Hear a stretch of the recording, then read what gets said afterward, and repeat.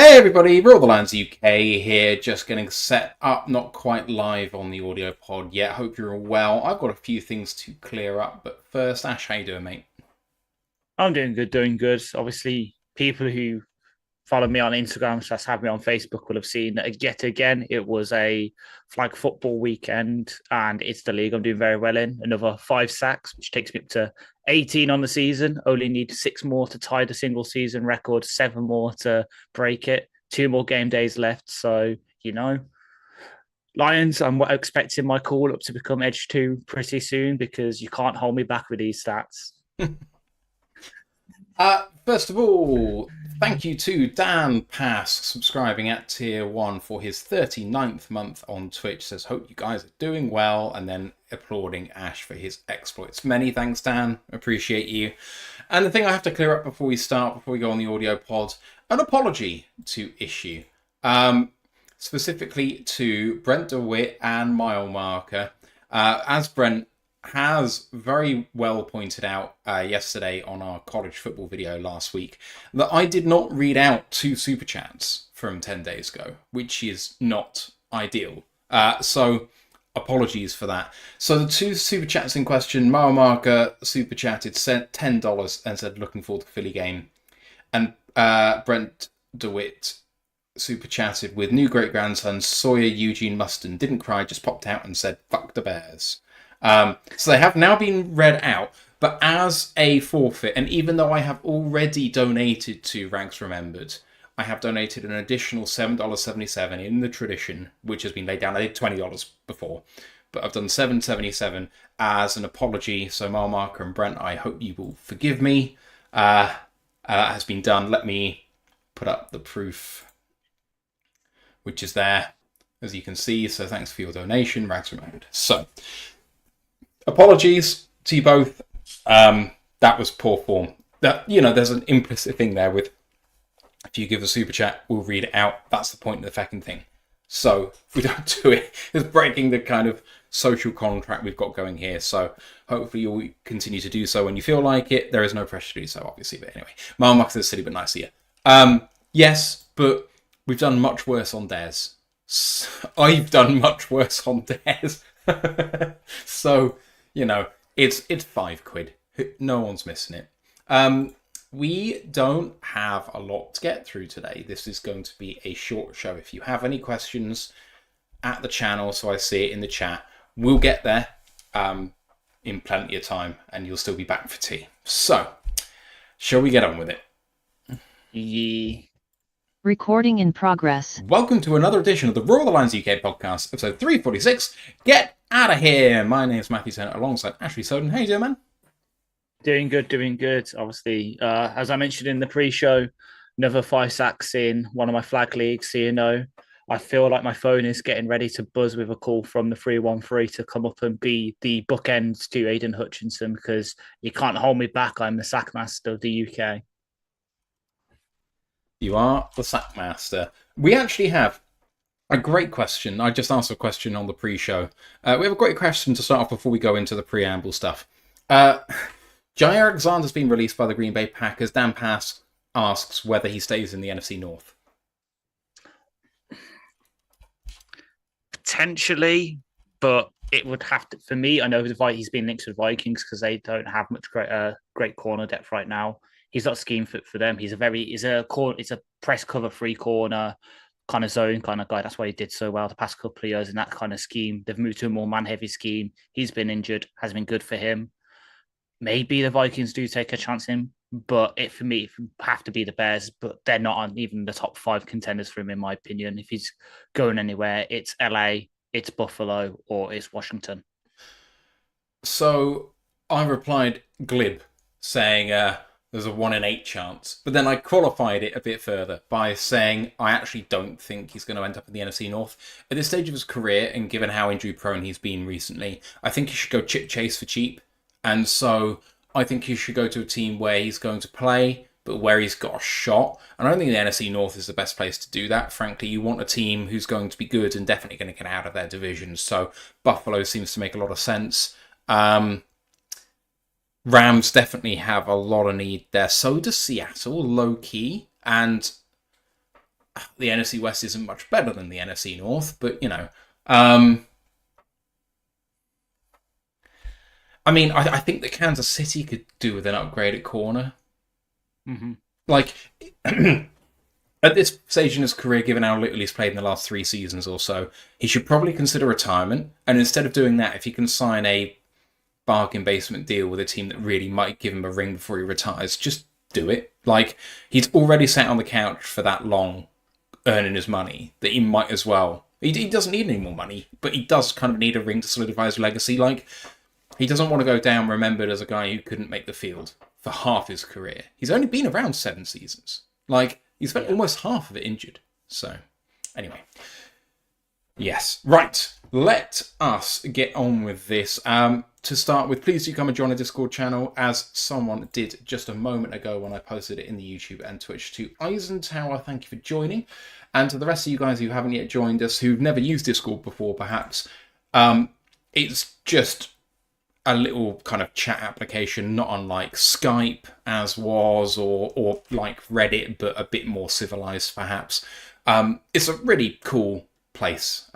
So please do come and join us. Links in the live chat right now, or it's in the description of the podcast on audio. So we'd love to see you there.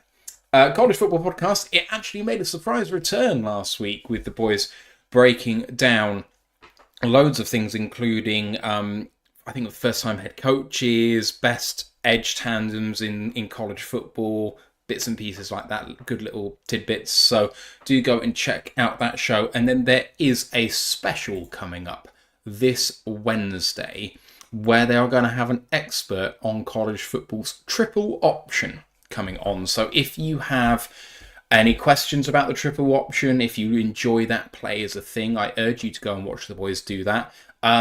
It's going to be recorded on Wednesday, but it's going to be very late UK time, so I have a feeling it's going to be recorded and it'll probably be up on Thursday. But do keep an eye out for that, because it's going to be a fascinating discussion. Please do like this episode and sub to the podcast. It really makes a difference to us, so thank you in advance. And go and support our friends at Lions Nation Unite. Herman Moore's project to bring the best in Lions content creators together. We're Twitch-affiliated, YouTube monetized. There's a tip jar in the YouTube description if you want to show some love that way. But thank you either way for being here and listening to us waffle on, us British boys and our nonsense. Some news to kick us off before we go into the last of the organised team activities before training camp. Of course, no third week of OTAs for the Lions because that's been cut in favour of training camp coming back earlier. That means no mandatory minicamp as well. One thing I actually haven't heard asked is if players have workout bonuses which hinge on mandatory minicamp availability, and since that's cancelled, are they going to make their bonuses or not? This is just me speaking. I have no answer to that, but I think it's an interesting question. Anyway, do you have any answer to that?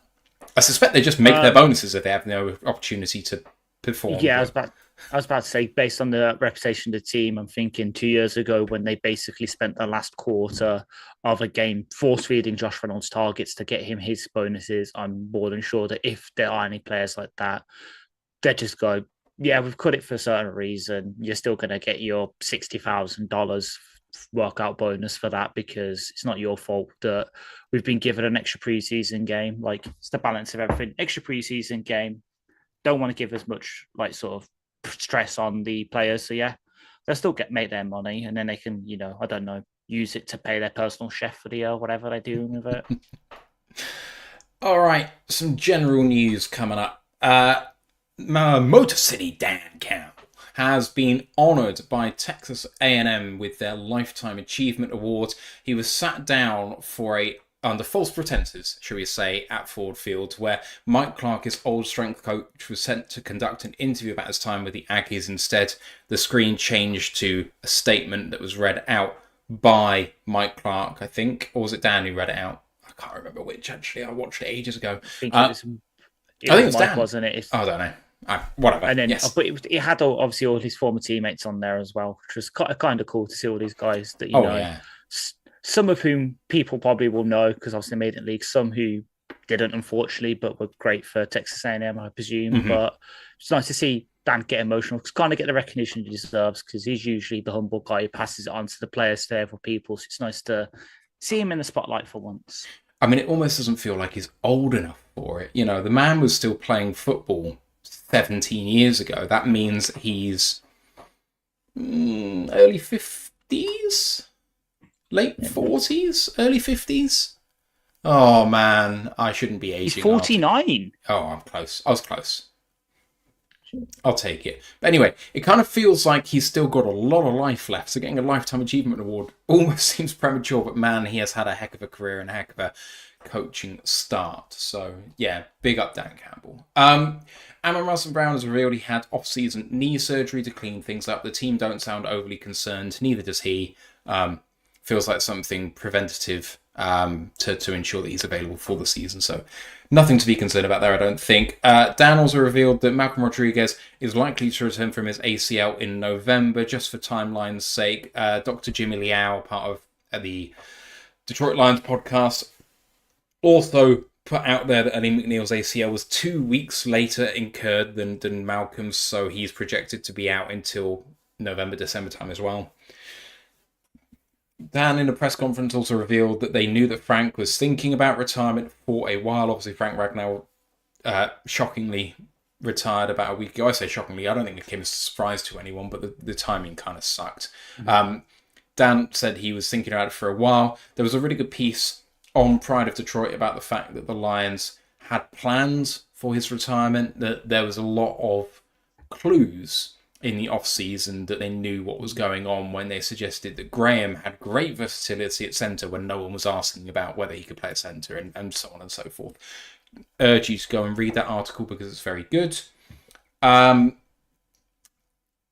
also said that he was not worried about Tyreek Williams not practicing. He said, we want the rookies healthy and ready to go, full speed come training camp. Tyreek Williams actually did take some defensive reps in day 6 of OTAs, as seen by Jeff Risdon of Lions Wire.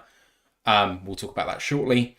Dan also listed Gibbs, JMO, Ennis Rakestraw, and Avonte Maddox as players who stood out, with the caveat of them there being no pads. I mean, it really does benefit the guys who are not in the trenches. Skill position players can still kind of show out and show their footwork and stuff like that, but the guys in pads, not in pads, who kind of need to be in pads to show their stuff, really can't do stuff. And Dan also rejected the tag of unsettling the interior of the offensive line, says he trusts in Hank Frady's ability to develop talent. We'll get onto that as well in just a second. In terms of roster news, Lions have waived injured cornerback DeVard Wilson. I think he lasted all of a few days. And the Lions have signed veteran offensive lineman Tristan Colon. He is a interior offensive lineman who took plenty of centre reps about 4 years ago, but since 2022, about 90% of his reps have come at either left or right guard. That's all your news, Ash. What takes your fancy in there? Well, obviously, let's go with the roster news sort of last, because that was the earliest thing in my mind in terms of you said it. Paul Wilson, we literally signed him on the Monday. He's waived on the Tuesday. So whatever happened in that practice on Monday or something sucks, because you were here for 1 day, my friend, and you already, that is reverted is obviously our IR. He is obviously a candidate to get an injury settlement, and he's going to have to sort of wait for his opportunity for next off season. As with Colon, I've already pretty much exhausted all of the puns to do with that body part on our Discord when I posted the news. The interesting thing is obviously he was signed by the Cardinals to take reps for Will Hernandez after he suffered his injury last year. So instead of getting the guard that everyone and their mother was linking to us after we signed Roy Lopez, I know he has a close relationship with Will Hernandez. Instead, we signed the guy who replaced him in Arizona when he tore his ACL. Will Hernandez is still out there as of this second, as far as I know. So interesting, we went for that option. Obviously, the centre versatility he has probably does help, but based on some reports out of camp and looking at him, he probably is he's trying out a guard, means that the centre competition is really narrowed down to 1 or 2 players at this point, at least for the first team centre. So makes it a bit easier there. As for everything else, again, it was kind of sad to see Dan tearing up talking about Frank, because that's how he opened his press conference on Thursday, was talking about him. Obviously pointed out that all the stuff about he's holding out for a contract is disrespectful to Frank. 100% correct. Obviously, easy to see the kind of what he meant to the team not only in terms of play, but obviously leadership on and off the field as well. It's going to be a big miss. Obviously, I know some people are floating around him potentially becoming an offensive line coach. Don't think that's likely. Obviously, something, and obviously he mentioned that he's prioritizing his health and his family when he's in his retirement post. Coaching ain't going to help his family. That's a lot of hours, so that's not going to be for a while at least. Everything else kind of to be expected. We knew Tyreek, obviously, I know he said he's not going to play, not worried about him practicing. He did take some reps, and obviously he's healthy enough to go and throw the first pitch for the Tigers in their season sweeping win against the number 2 rated power ranking Chicago Cubs, even though it was a bit high. So needs to work on that pitching form, Tyreek. You're not really making our inter-squad baseball team at this point.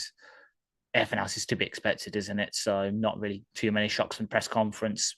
Good to see that the staff didn't, the beat reporters didn't try and press the issue of Anzalone in the press conference. So nice to kind of take it on the chin. They were saying it about Frank. They got it wrong.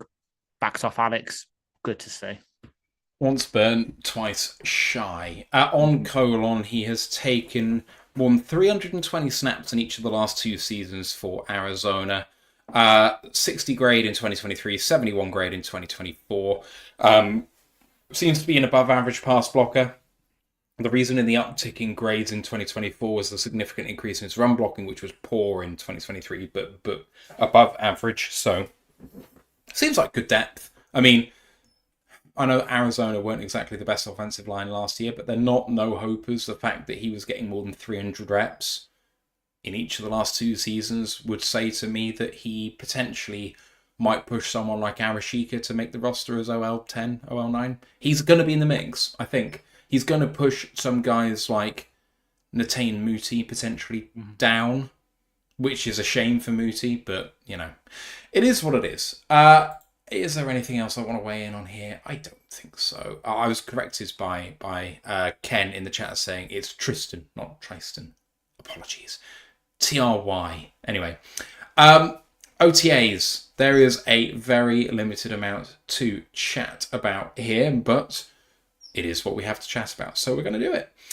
Day 6, so obviously the media were available on day 3 and day 6. Inclement weather meant that practice took place indoors. Obviously, outdoors they have plenty of practice fields. Indoors they only have one, which really makes a difference when it comes to obviously the media having a view of everything that's going on and what have you, but at different angles to what they're used to and so on. But many vets were not present at day 6. Some had already taken off, including Sewell, Deckett and Glasgow on the offensive line. Their spots were taken by Dan Skipper, Kero Arashika and Giovanni Manu. Just before I get there, I better get to the super chat. So many thanks to Mile Marker 301 for the $10 super chat. Says congrats to Brent on great grand, baby. Yeah, congrats, Brent. You know, many congratulations. Other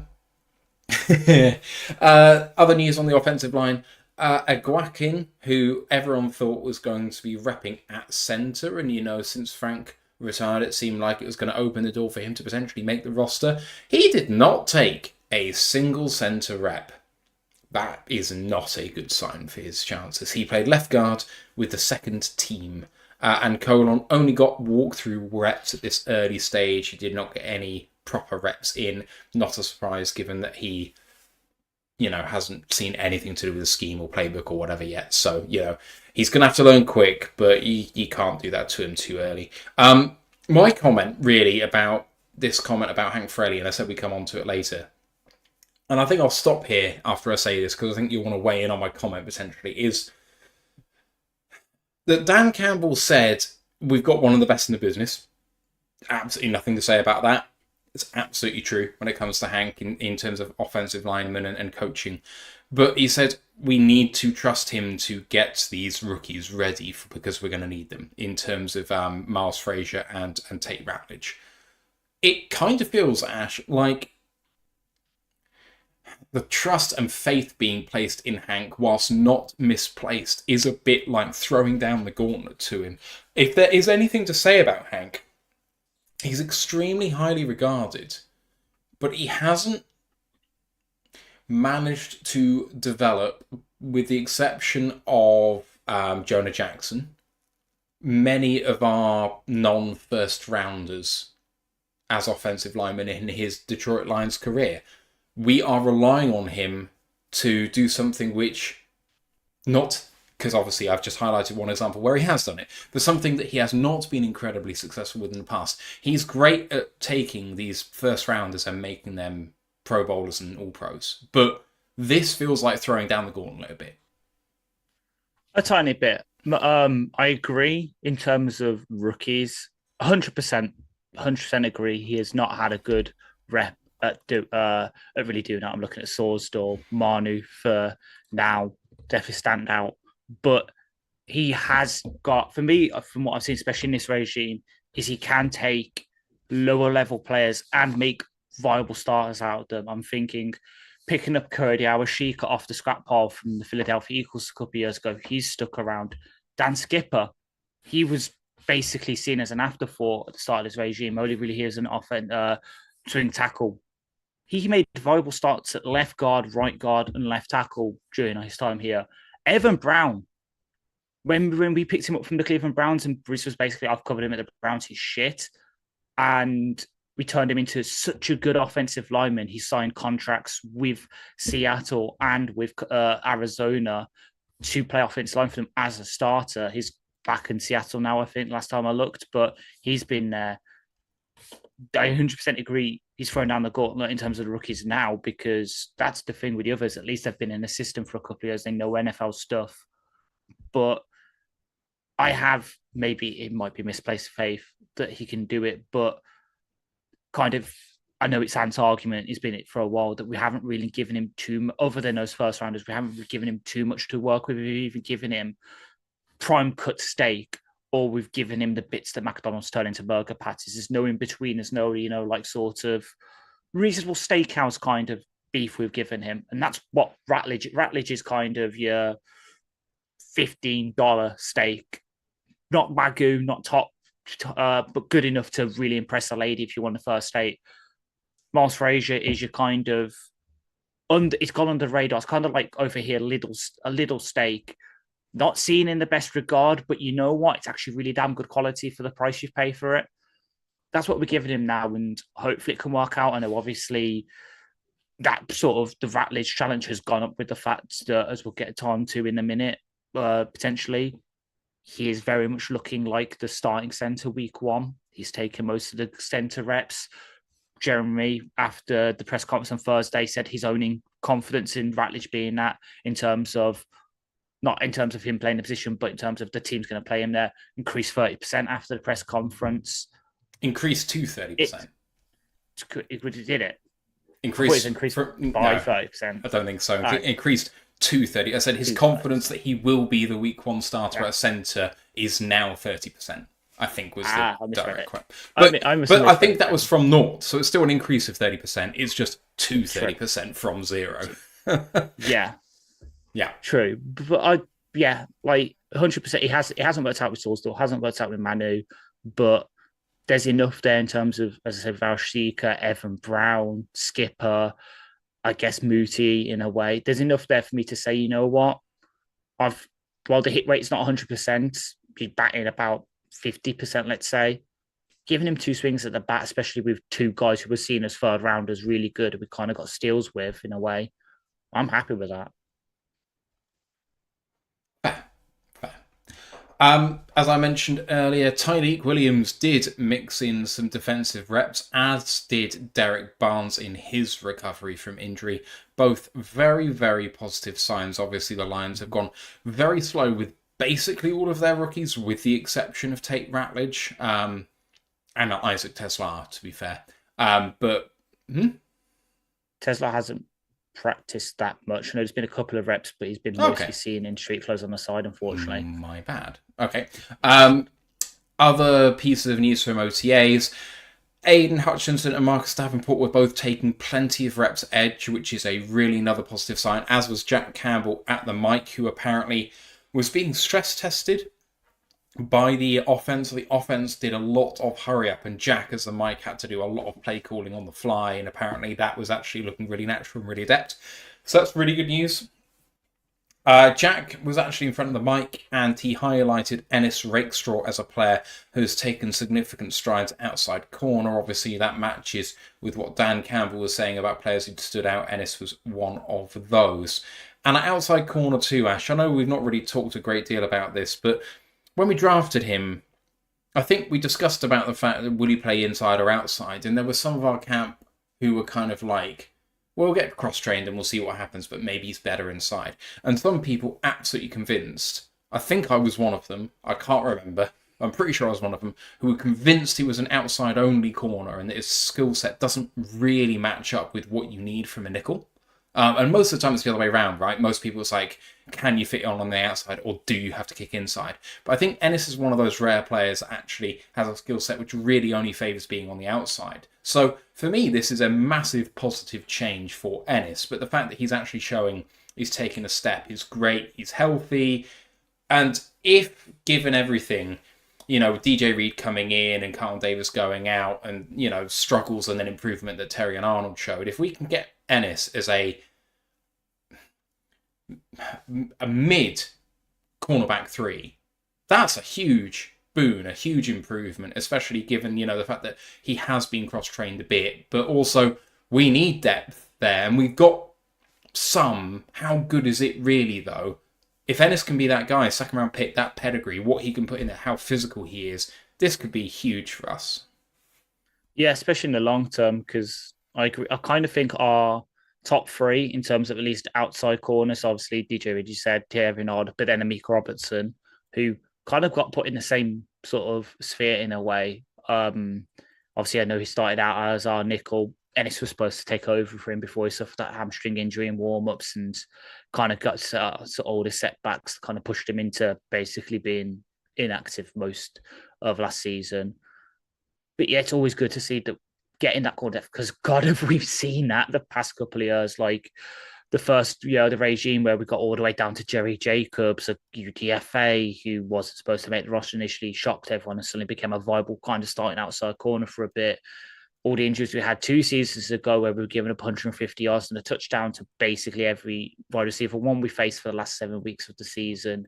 Last year, when we had some injuries there and we're basically down to Terrian and Kindle Vildor again because Carlton Davis obviously hurt himself. Meek broke his arm during the Commanders game. Like, we know we need that depth. And yeah, we've kind of upgraded there a bit in the offseason.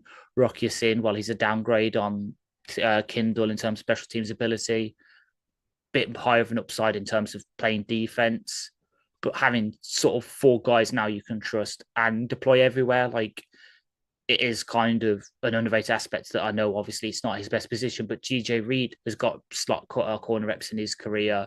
Started out there, I think, for the 49ers and Seattle before obviously moving outside with Seattle taking off. And Terrian, I know obviously he's definitely an outside corner, but push comes to the shove in terms of certain matchups, let's say, I don't know, we're facing the Vikings and the Vikings put Justin Jefferson in the slot. While, yeah, Meek has definitely shown last year that he can handle him. Sometimes, yeah, flexing Terrian in, playing a bit more sort of that man coverage, moving our corner pieces around. He can do that. And then obviously Meek shown he can do it last year. And then having Ennis, who was supposed to be a starter there, but now he's cross-trained outside as well, showing he could do both pretty well because obviously I know Reed's not there. Coming at OTAs, he's mixing in, just having those 4 guys you can trust, and then Rocky Sin behind him, Kindle Vildor, who has shown good flashes while when he's had to play outside corner for us, but obviously he's a special teams demon. That's a nice Khalil Dorsey. Sorry, Khalil Dorsey. Yes, because I've kept mentioning Kindle Vildor and it's stuck in my brain. Khalil Dorsey, who obviously I know is hurt right now, but when he comes back, starting gunner can play outside. That's a nice 6 to go into the season with at corner, and then with a 4 DB spots, that's safety. That's Kirby, that's Branch, that's Dan Jackson probably. And then you've got quite a few guys battling, like Lauren Strickland, Maurice Norris, and Ian Kennelly battling out for the last spot. That's a pretty good space to be with secondary when you look back a year, half, 2 years ago, we were crying out for any starters at secondary because we were that bad there. So it's really nice to say that we've kind of managed to flip that around, kind of like we've managed to flip around the wide receiver room, the running back room, the defensive tackle room. Like, God, I remember when the regime started, we were starting Michael Brockers and Isaiah Buggs at defensive tackle. We've come a long way. The dark times. Many thanks to Danny Mac 313 for subscribing at tier 1 for his 20th month. Says, how are we, fellas? Cheers, Danny. We are good. Other little bits and pieces. Grant Stewart, the linebacker, getting considerable reps at linebacker, and he's also the first team punt protector, which he obviously is a key position in punt teams. And given the injuries at linebacker, him getting considerable reps, even though he's not really a main guy on defense, but it's not going to do him any harm in the chance of getting his roster spot. And then Jeff Risden said, and I think I want to quote directly here because I don't want to misconstrue anything. Jeff Risden from Lions Wire, and I quote, without revealing too much detail, Dan Skipper and Jamarco Jones are the best receiving options amongst the offensive linemen. Natane Muti and Michael Neese, not so much. End quote. Clearly, the Lions are continuing to use offensive linemen in trick plays receiving touchdowns. They clearly wanted to force feed someone a touchdown last year, which was particularly fun. But the Lions are seemingly continuing that tradition after Ben Johnson has gone, which is good news. Mile Marker says, how's the depth at long snapper? Thanks, Still great. Mile Marker. Still great. It's like Ant is in the room. I mean, the Houston Roughnecks one's getting worked out. I know it's a former teammate of our guy Hogan, so there's always options out there, especially from our UFL winning Michigan Panthers. So I'm surprised if we won't call up a couple of those guys when the season's done. I'm looking at that running back who was an absolute fucking bowling ball in that fourth quarter. I loved watching that. I know it's an excursus here. I would love that. I was at the gym yesterday watching that fourth quarter, and I was like, I'm very happy. All right, that is your observations from OTAs. Not a lot there to speak of. Any thoughts on the overall there? I think from an outsider looking in, and I think it was probably the case over the last few seasons, apart from with obviously Hard Knocks kind of screwing things up for the Lions in some ways, but we have limited amounts here to talk about in terms of what the teams, what's going on with them.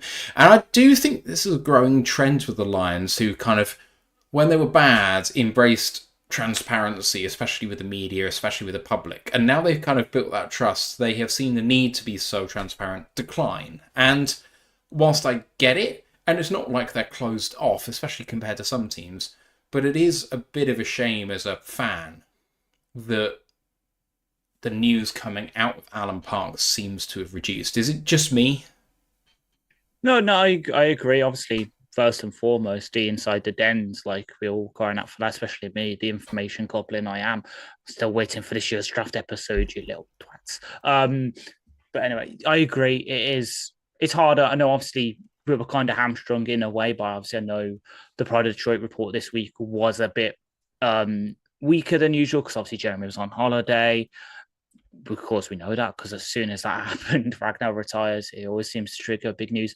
But it also just might be the time of year we're in. OTAs, they only really get one practice a week anyway. It's training camp, especially the bits open to the public, that we get a bit more. But even then, we've seen past year or so what they show at those open practices to the public is a bit less than what they usually do. There's less of these kind of stuff that does reveal scheme stuff. Obviously, I know being alluded to with your O-line receiving ability, see, as you quite rightly point out, it's not just Ben Johnson that did that, you stupid aggregators over the NFL. The amount of stuff I've seen over the past couple of days of, Ben Johnson's got the offensive line running routes in this. Darnell Wright looks a good receiving option. I'm like, it's not like he's taking all those plays with him.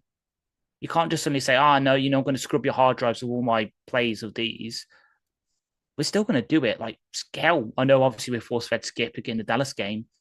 He also got a touchdown against the Buffalo Bills, let's not forget. One of the sole highlights of that game, in my opinion, drinking my bloody birthday away.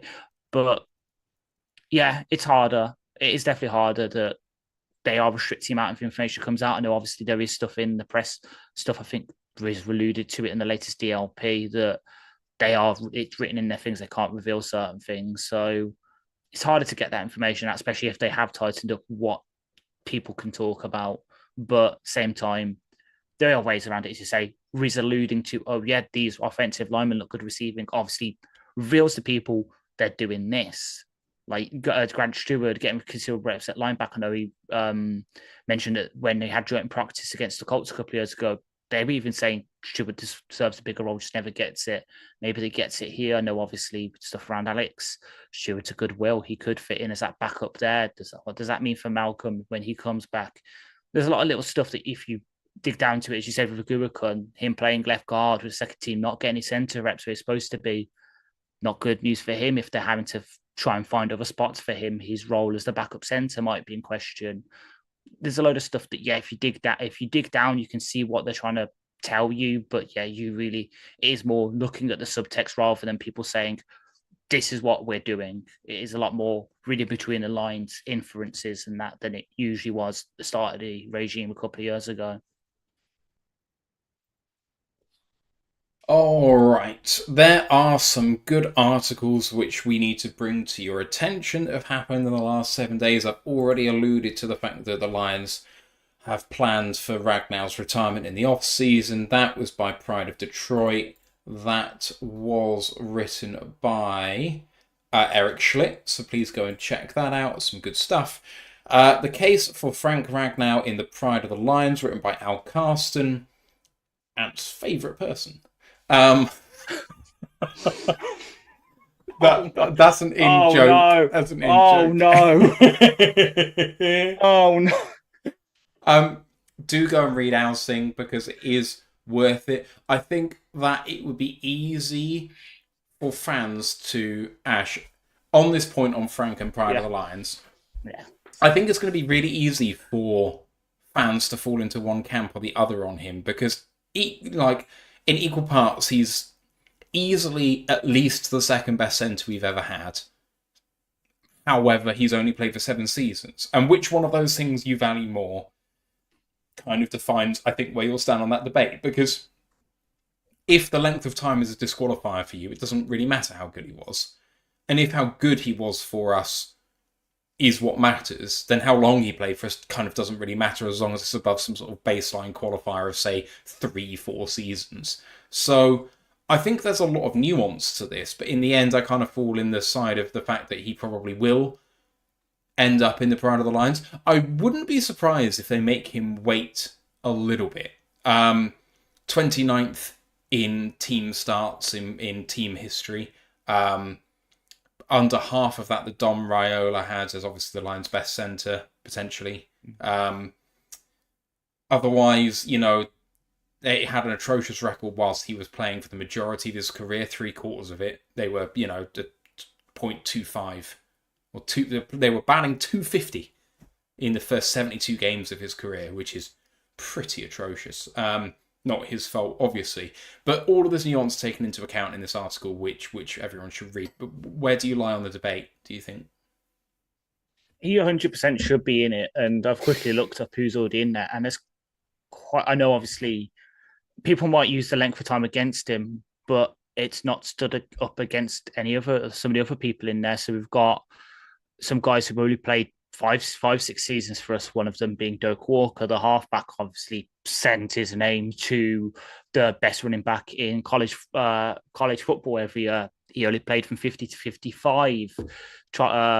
You've got people like Bobby Lane, who obviously only played for us for 9 seasons, 50 to 58. There's quite a lot of players already in there who have got around that same time. So it is about impact on the team. And you can't really argue that Frank did not have a massive impact on this team, playing through obviously some of arguably the worst times this franchise has ever seen, but being a bright spark in that, and then being one of the leaders in this massive turnaround from the second worst franchise in the league at one point, behind only front of only the Jacksonville Jaguars, to arguably one of the best. For me, he 100% goes in there. I know, obviously, there's debate about whether he's the best. I know we said, obviously, last week he was. Looked at this and research. Obviously, there is one Hall of Fame center we've already had. Also played linebacker, of course, which was Alex. Oh God, Alex Wodzi. It's a Polish name, unfortunately, so I'm going to butcher it. But he's a Hall of Famer. But he only played 90. Without looking at it, without having it in front of me, is it Wojciechowski or something like that? Something like that. But this is me we're talking about. I can find this stuff. I can't pronounce it. English is my second language behind, I don't know, stuff. Nerd. But yeah, he 100% goes in there. We might have to make him mate like we did with Chris Billman, just because there needs to be some, you can't put him in instantly, unfortunately, but because there'll be a couple of guys in front of him, I think, in that order that we need to put in. But when it comes to this, let's say, statutory 4-year waiting period, he should go in there just because he is one of the figure stones of the Dan Campbell era. This change from being, quite frankly, crap to one of, if not one of the best franchises in the league.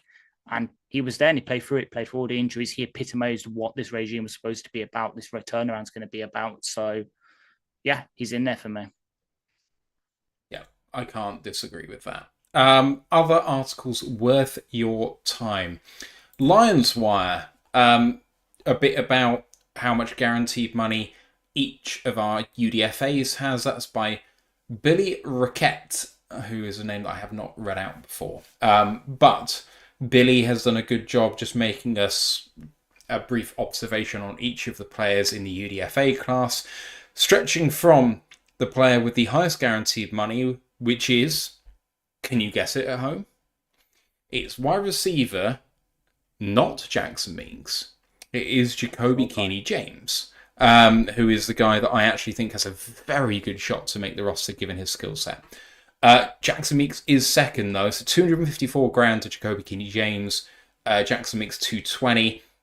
It stretches all the way down to the bottom two being safety Ian Kennelly out of Grand Valley State with $40,000 and offensive tackle Mason Miller from NDSU for $30,000, with the others in the middle. It's worth your time just to see how much they're all getting paid. It does, indicate exactly where they were in the thinking. You're not going to give someone you really, really like low amount of guaranteed money. Equally, if you really don't, if you like them enough to bring them on, but you're not sold on them potentially making the roster, why would you give them $250,000 you don't have? As rightly pointed out in the chat from Carlton Wood, 2 of those players have already been released. One of them is Caden Prescorn. The other, I'm not sure actually. Give me a sec. Gavin Holmes? Yeah, Gavin Holmes. Yeah, we released him. That was we released him last week. We brought in David Wilson. Right. That makes sense. Okay, cool. The others, just to list them off, edge, defensive lineman Keith Cooper Jr., tight end fullback Zach Horton, running backs Anthony Tice III and Kai Robichaux, and then I've said all the others already. So, yes, that's worth your time just to have a look in terms of how much money there is there. And then another one from Lions Wire, which is by Jim Liao, MD, who was alluded to earlier. He's given an update to everyone who is even slightly limited with injuries. So if you have a question of, I wonder how this person is doing, I haven't seen him in camp so far, or there's not been a lot of chatter about him, probably because they haven't been practicing or they've been limited in some way. Jimmy goes into great detail about what their issue is, what it might mean, or if there hasn't been a lot revealed at all. It's a long article. I'm not even going to try and paraphrase it. It's just worth your time to read. So thank you to Jimmy for the really good amount of work that's gone into that, especially with people like Broderick Martin, who, had a little bit of an injury there, but, we haven't heard much from him. Sione Vaki, Terry and Arnold, Meki Wingo, some of these guys we're kind of hoping are going to be around in training camp, and where are they, and are they coming back? So, he does say about Mackay Wingo, apologies.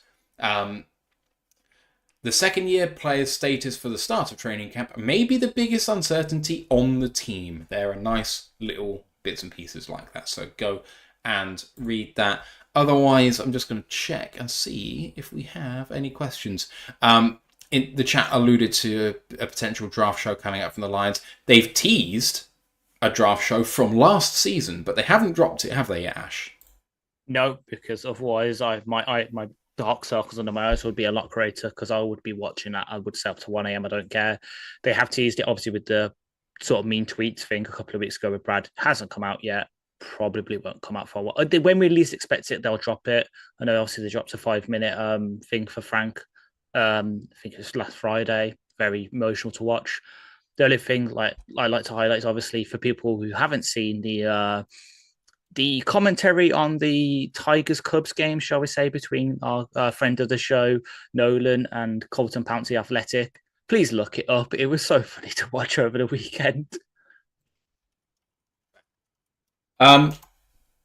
Just to give a shout out to the Tigers, by the way. I mean, number one in record in the MLB, I think, still. Yes. 43-24 versus the Mets 42-24. So the Mets can tie them with a win being 1 game back. But otherwise, Tigers leading everybody.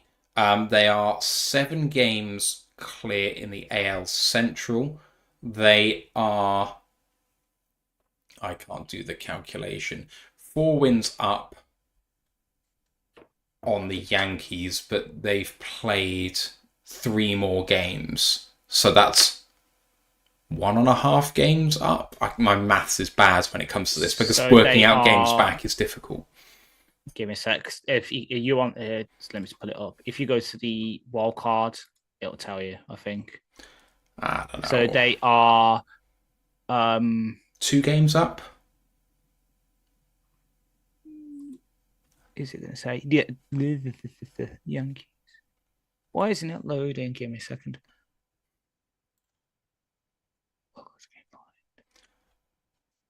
Yeah, I think it's 2 games up. Something like that, but that is just fantastic from where they were. Me and Ash, when we went to the draft in April last year, they had a 0.1% chance of making the playoffs. They went and promptly lost 1-0 when we were there.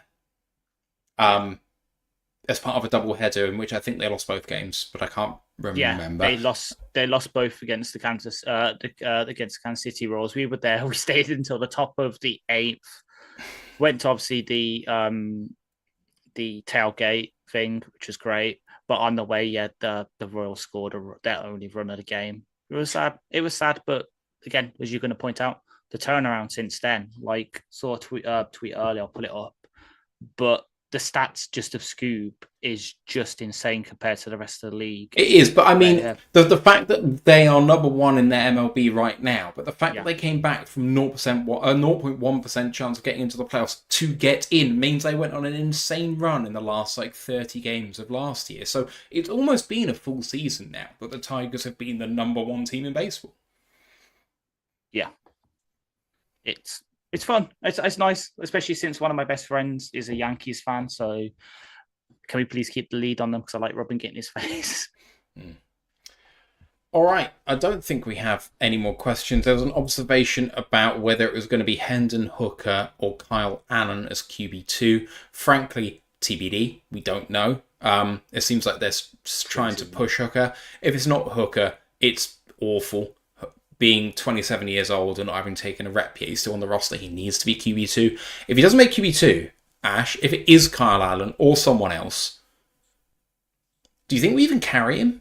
Because I kind of think it's QB2 or bust for Hooker.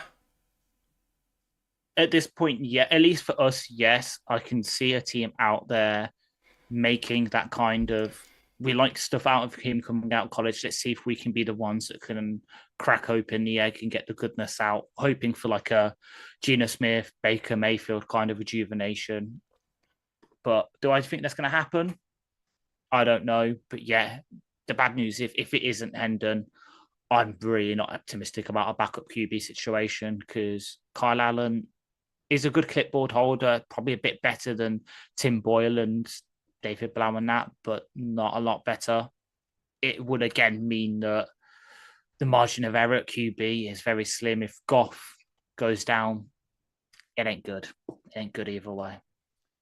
Ain't good at all. And a question I think we're going to have to roll over to the college football show with Anthony Fitzpatrick and Ryan McCluskey when they do have their special guest on Wednesday. But a question from Antoine Fitzpatrick who asks, are NC State going to beat Florida State by 20 or 30 this year?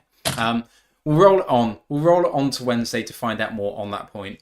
But we're coming to the end of our show, everybody. Thank you so much for being here and listening to us waffle on about the Lions. We will be back next week where we have penciled in somewhat an NFC North roundtable. Let's see what happens there. I may be taking a break for myself. Ant has obviously been taking a break from the main show. I'm hoping that I'm going to be doing the same for myself for the next few weeks.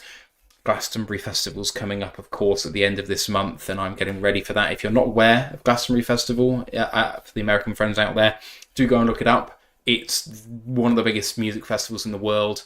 More than 100 stages. One of the friends that I'm going with, the app released recently, and we matched with her on there so that we could see what everyone was doing, and she has 250 things she wants to see. Valid. So that's going to be challenging. College Football Podcast, as I say, potentially a recorded show, so maybe it'll be up on Thursday, but a special on the triple options. Do go and listen to that. We do have a question just before we go.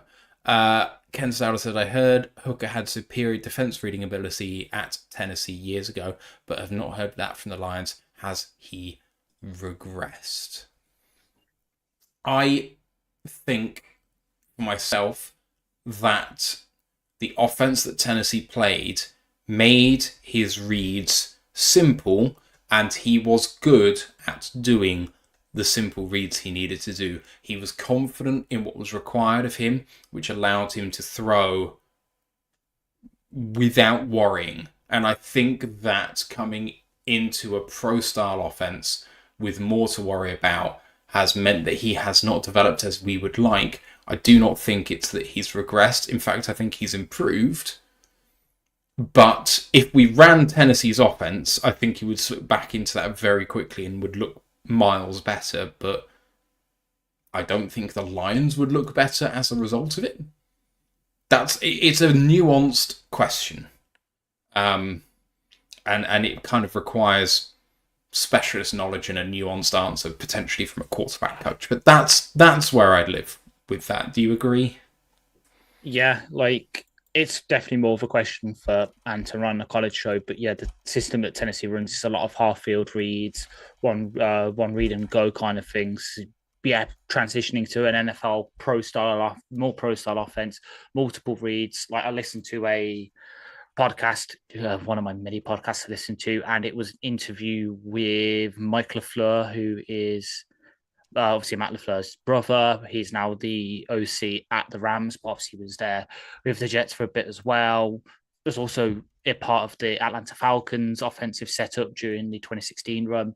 And it was about how true progressions has progressed in the NFL, how it's become the new thing, how it means you don't have to do coverage reads. It's probably something we're trying to ingrain into Hendon, especially since I think that's how our offense works as well. It's very much timing, 1, 2, 3, go through your reads kind of thing. But yeah, the things that go against Hendon, unfortunately, is the system he ran at college and the fact that he is on the older side. So he's probably got a couple more years of that ingrained in him compared to younger QBs who have just got that ability just to soak up more information. But at the same time, we can't really judge him until we actually see it. I know we've seen him in preseason a couple of times. We saw him against the Tennessee Titans earlier last season when we pulled pretty much all the starters because we were up that much. It is going to be this preseason, especially the Hall of Fame game. Do not count on Goff being played in any preseason games anyway, but these 4 preseason games, I won't be surprised if we don't see a similar situation to what we've seen with a couple of other teams.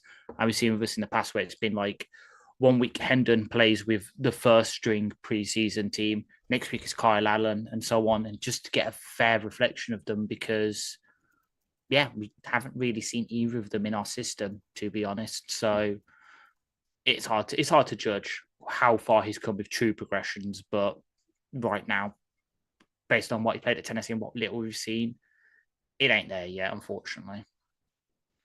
Yeah, right. I've said goodbye already, so Rule the Lines UK, you know where to find us, all over our socials, YouTube, Twitch, Facebook, Instagram, Twitter, TikTok, and the group for worldwide fans, Detroit Lions fans UK, One Pride Worldwide, the website, rulethelinesuk.com. Many thanks to everybody for listening. Thank you to Ash for doing this with me. For myself, I'll see you in a few weeks. Ash, I hope they'll see you next week along for the roundtable if that happens. Guys, if you've got any suggestions for content at this stage of the season, especially between now and training camp, that would be fantastic. Email address is in the YouTube description. We've had emails from people before on there, especially with mailbag questions. If you want some of those in there, get them in. Or on socials, on Twitter, DM us, whatever. Anyway, have a great few weeks. We'll see you soon. Let's go One Pride. One Pride. Recording stopped.